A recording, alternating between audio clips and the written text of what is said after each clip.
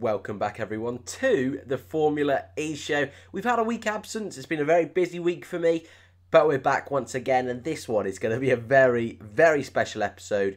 The final episode of Season 4 Formula E. It is completed, it's over. We have a brand new world champion, a brand new Constructors World Champion for the first time, and another season of Formula E is done and dusted. Welcome everyone to the Formula E show. In today's episode, obviously, we're going to be covering both New York E-Prix, the new winner of the Formula E World Championship, and a roundup somewhat of the Season 4 Formula E season. Next episode will be the full-on season review, so watch out or look out for that one. But today, it's just me covering the final race of the Season 4 Formula E season. Now, I just want to quickly mention something that you guys might not have picked up on. Well, you probably have actually if you're watching, if you're listening to this, then you probably know that this was the final ever weekend of the Gen 1 cars. And as much as I love the new looking Formula E cars, the Gen 2 cars, I will miss these ones a little bit. Obviously, these are the first ever generation of Formula E cars, and it's a little bit sad to see them go, but I do really, really, really like the look of the new one, so I'm looking forward to it. I just thought I'd throw that little snippet into there. But yes, we were in New York, back again, a slightly revised circuit layout this time. Don't know better or worse. It was probably the same as before, in my personal opinion, but it was a good, solid track for the final race of the season. We went into this weekend and there were two men who could win the World Championship. Former F1 driver for Toro Rosso, Jean-Eric Vergne, and the British hope, Sam Bird. Vergne, on quali day, puts it on pole. Well, there were two races this weekend, Saturday and Sunday. In qualifying on the Saturday, Vergne puts it on pole, stellar lap, but before they can get to the Super Pole, sort of the Q3 of Formula E, and put it in layman's terms, if you're a Formula 1 fan watching this and you haven't seen too much of Formula E, the final showdown of qualifying, if you will. But anyway, that wasn't the big issue here. The big issue was both Techeetah drivers, Jean-Eric Vergne and his teammate Andre Lotterer, both disqualified during the qualifying session. Their parts, well, they were running some sort of new program this weekend, and it was found out that it was illegal, that they just put the energy, apparently, the energy into the car was too high. Both of them disqualified on the spot. Both would start from the very back of the grid. This gave Sam Bird a huge chance to claw back the points. However, for any Sam Bird fans out there, you would have been bitterly disappointed with the lack of pace he and his team DS Virgin had this weekend. That car was not suited to the New York circuit whatsoever. Starting outside the top 10, I believe in P13, Sam Bird, it was going to be a real struggle for the Brit to make up any points, especially considering he was 22 points behind Vergne going into the Saturday race. On pole, ended up being Sebastian Buemi, Renault's final ever weekend in the sport. His teammate, Nico Prost, who's had a pretty shaky season, to be honest with you. His worst season, I think, is probably fair to say to date in Formula E. His final weekend himself in that Renault team that had sort of transferred into Nissan. He won't be driving for Nissan next season. So Prost, son of Alain Prost, multiple Formula 1 world champion, he started P3. Great job from him. Mitch Evans in the Jaguar, P2. The race begins then. The hunt for the first ever world championship of Vergne or Bird is on.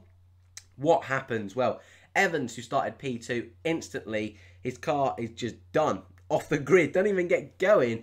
He is gonna manage to just pull off to the left. Then the two Dragon cars make contact. At this point, Bird has made his way into the points. But that car was absolutely nowhere. At the same time, we saw both Audi cars of De Grassi and Abt work their way up through the field. So much so that Abt was able to get into the lead ahead of Buemi, and then De Grassi was also able to convert it to an Audi 1-2 very early on in the race. Abt led from De Grassi. Buemi was in third for the majority of the race, and Tom Dillman in the Venturi, the team that Felipe Massa's going to be driving for next season, he was in the car, like I say, because Eduardo Mortara was away. His only second race of the season was able to hold on in fourth in a Venturi car, which really hasn't looked anywhere near fourth this season. In the first opening weekend they did, but apart from that, they've been really just fighting for the lower end of the point. So Tom Dillman, a really solid drive from the Frenchman this weekend. But at this stage, you've got the likes of Vergne and Lotterer, the two cheaters, working their way up through the grid, slashing everyone through their path. Both of them able to easily get into the top 10. Vergne and Lotterer both easily past Sam Bird. And at this point, you're thinking, that's it. Bird's lost it. His pace was nowhere. He couldn't pass any of the midfield teams. Maro Engel, Nick Heifeld, the two that he was sort of fighting. Nicholas Prost as well, who dropped back in the latter parts of the race, to be honest with you, despite starting up in third place. Sam Bird, like I say, all those guys were just no match for the two-to-cheater boys. Now, can I just say, that's such a tongue-twister, two-to-cheater. I've been trying to say that all season, and it's such a pain. Next season, they're swapping to DS-to-cheater, so that's a little bit easier rather than two-to-cheater cars. It's a bit of... Anyway, that's not what you want to hear. But yeah, the two-to-cheater boys able to smash through the field. Bird, absolutely hopeless. It looked like nothing was going to be able to help him today. But then, the racing gods shone upon Sam Bird, well, sort of, arguably a little bit mysterious, potentially, but Alex Lynn, Sam Bird's teammate, completely lost it going through the flat-out left-hander. His rear end completely steps out, massive crash, one of the biggest crashes of the season, safety car. Now, you don't see safety cars that often in Formula E, but this was Sam Bird's real chance to claw back some points. He was in around about 11th place, I believe, at this time. Really needed some points to keep it alive for Sunday. Obviously, there was a race Saturday and Sunday. Bird, obviously, with Vergne up in around P5, Bird needed a few more positions to try and just keep the fight alive. Safety car goes out, well, comes back in. Racing back underway. Bird managed to get a few positions, but it was not enough. Vergne came across the line in P5, Bird P9. Jean-Eric Vergne is the Formula E Season 4 World Champion. What a season he has had. An impeccable drive in New York, a venue where his car seemed to excel and the DS Virgin was nowhere, and he's really deserved it this season. Been Mr. Consistent. Sam Bird, for all his efforts, has been a little inconsistent at certain races, certain weekends, and Virgin have put their hands up and said, you know, that's more down to us than Sam. And that car, to be fair, was awful at some races, and Sam, for sure, outperformed his teammate Alex Lynn tenfold. So, a disappointment for Sam Bird. It really was, and once again, he's in this title fight and just can't quite get it. Next season, DS are leaving the Virgin team, so a few question marks about what's going on there. Sam Bird isn't really, I'd say, in the hot seat to get the World Championship next year. But, like I say, still a lot of question marks about Season 5. We'll talk about that in a couple of weekends' time, the beginning and the build-up to Season 5. That'll be the Formula E show focus for an episode then. But Sam Bird, what a driver he's been in Formula E. And you know what, I'll be honest, I hadn't really heard too much of Sam Bird before Formula E, but he's really a superstar of the sport, and up against former Formula 1 drivers, Lucas de Grassi, Sebastian Buemi, Jean-Eric Vergne, Nelson Piquet Jr., he really is one of the best. And you look at all four of the Formula E World Champions have been former Formula 1 drivers, and he's the only one who hasn't really, along with Felix Rosenqvist, that has really challenged, to be honest with you, for the title. So Bird, for me, is still one of the best drivers on the grid, but it wasn't able to do it this weekend. And Mr. Consistent, Jean-Eric Vergne, on the Saturday was able to take his first Formula E World Championship, and I'm sure he'll be a very, very happy man. And going into Sunday, of course, was the first ever race in Formula E where we've not had a World Championship to worry about, at least on the driver's side. Going into Sunday, the Drivers' Championship was done, but the Teams' Championship certainly was not. We were going to have a new Teams World Champion. Every single Teams World Champion so far has gone to Renault Edams. Like I say, this was their final weekend, but this season's been pretty much a write-off. the team focusing more on their Formula 1 effort than Formula E, and obviously they will be backing out at the end of this season to be replaced by Nissan. But Renault showed up this weekend, their best weekend of the season for sure, for both drivers. I know Buemi did get a second place in Marrakesh, but getting a third place in... Oh, I didn't go through the result of the last race. I will quickly do that for you guys. Like I say, Lucas Di Grassi and Abt were leading at the point, but Lucas Di Grassi and Abt did have a fantastic scrap in the Saturday race. Di Grassi made a really controversial move on Abt. The two teammates, Alain McNish, former F1 driver, Le Mans winner, he is the team principal, if you will, and he was in tatters. He could not believe what was going on between these two, asked them to hold position. Di Grassi came across the line to win the race. His 7th podium in a row. Di Grassi has been arguably the best driver this season and was so unlucky to not win that World Championship. Yes, he was 54 points behind, but if you're unaware, the first four rounds, he DNF'd. His car was abysmal, kept on breaking down. Round 5, he was able to get 10th place and fastest lap after more issues with the car. But since then, every single round, he's got a podium. And not only has he got a podium, it's either been 2nd or 1st place. He's been smashing it since round 6, all the way through to round 12 and the Sunday race. What an incredible driver. What an incredible driver Lucas Di Grassi is. And I think part of it is definitely because of the Audi car. I think the Audi team were the best team this season, but we'll talk about that when we're on about the team championship fight in a moment. Continuing with the Saturday, I've really managed to cop this up a little bit by just forgetting the race result. Anyway, going through the Saturday race results, so obviously Di Grassi win at 2nd, rounding off a solid championship for him. Sebastian Buemi in 3rd, Tom Dillman in 4th.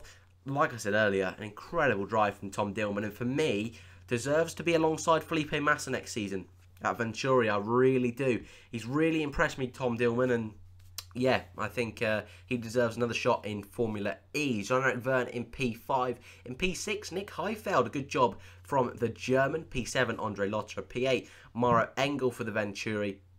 P9, Sam Bird, and the final point of the race went to Nico Prost.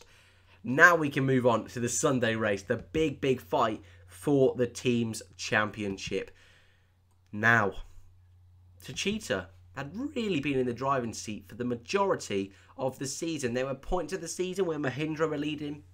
There were points of the season where DS Vergne looked like they could really fight for the team's championship. But about at the halfway point of the season, it was clear that there were two teams that were going to be fighting for this team's championship. And it's Techeetah versus Audi.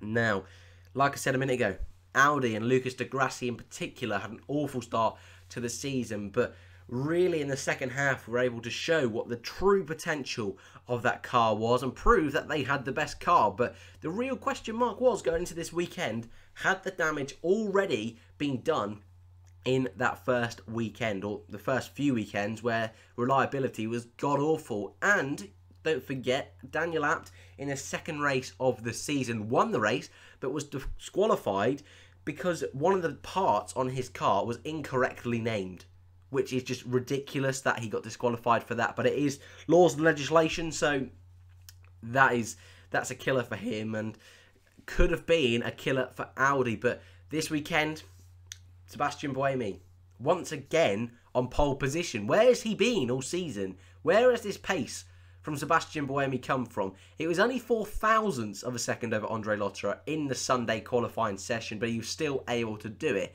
3rd, Jean-Eric Vergne. 4th, Daniel Abt. And 5th, Lucas Di Grassi. So it's the two Techeetahs on, well, 2nd and 3rd, and it was the two Audi cars in 4th and 5th, with a Renault leading the charge.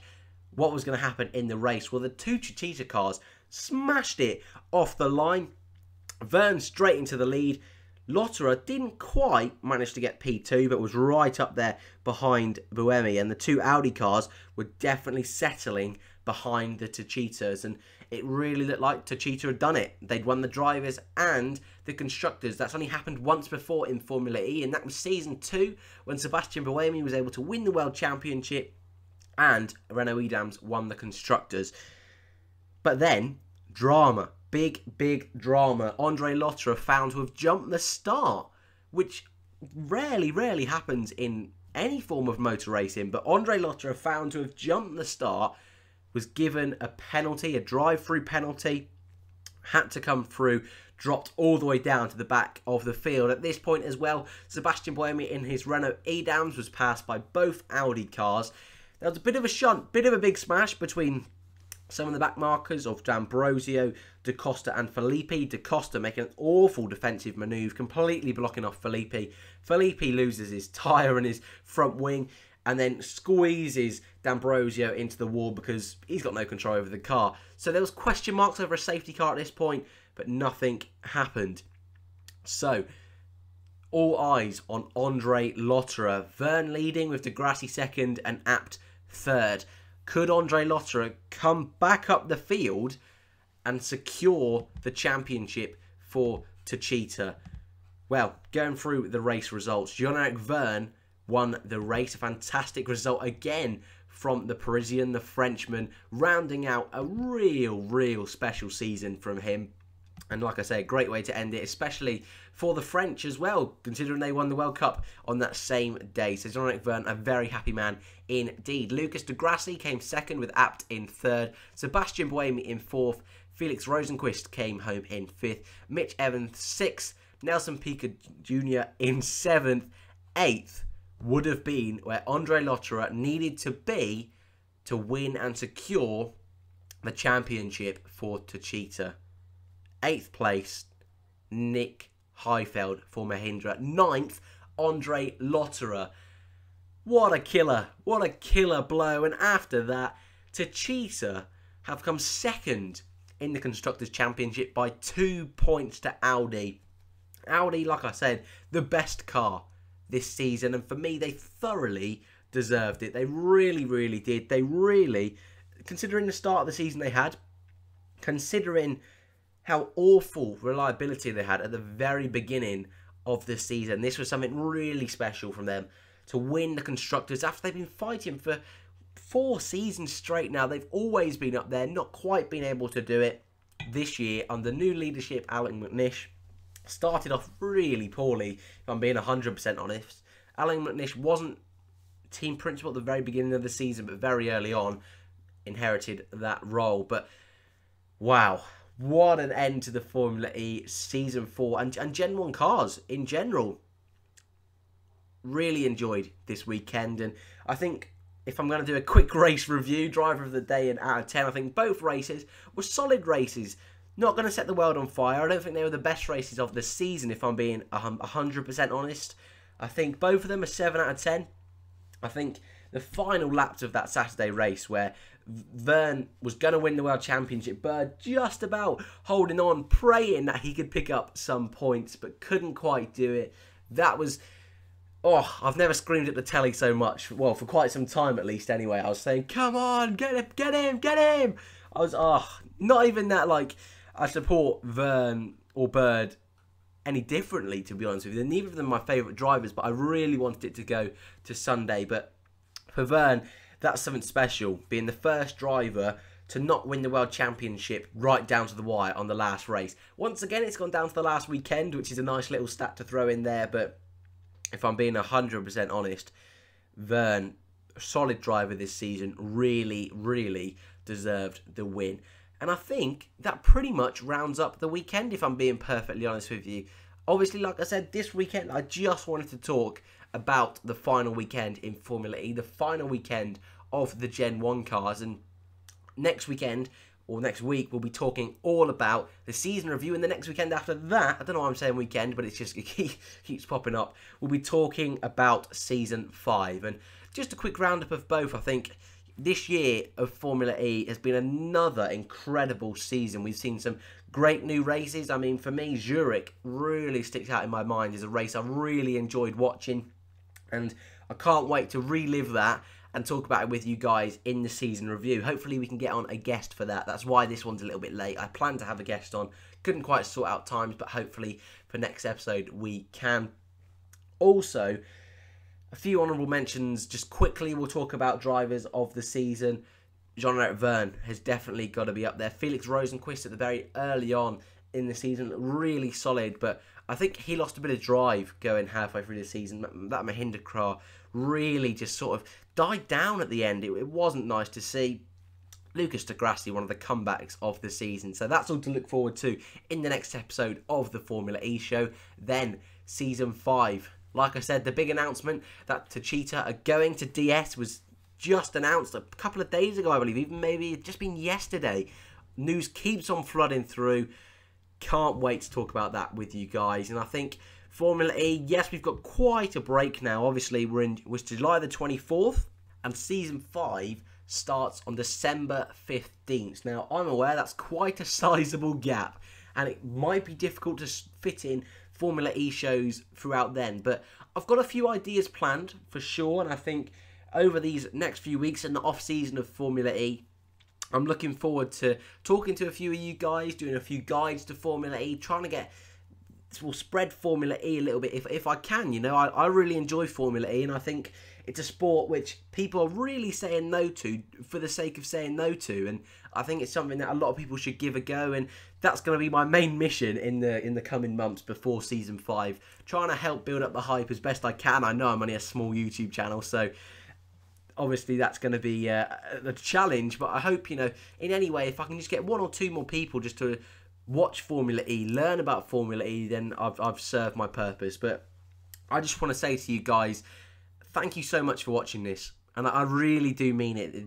Formula E show and Formula E on this channel, we've managed to get through a whole season, and the fact that you guys have been committed the whole way through, watched all these episodes of the Formula E show, and I'm aware that the following's not there on Formula 1, and I know it's a little disheartening when you put out a Formula 1 video and the views and the likes are 10 times higher, but at the end of the day, you guys sticking by me, that's incredible. I never thought I'd be able to do that, even though it's just a handful of you compared to the F1. I think you guys are incredible, and you really encourage me to continue doing Formula E videos, and I'd love to hear you guys on this show. I'd love to hear your thoughts, so if any of you are interested in that, get in touch through my Twitter. It's in the description, but I just wanted a quick note there just to say thank you, and that we've made it all the way through a season.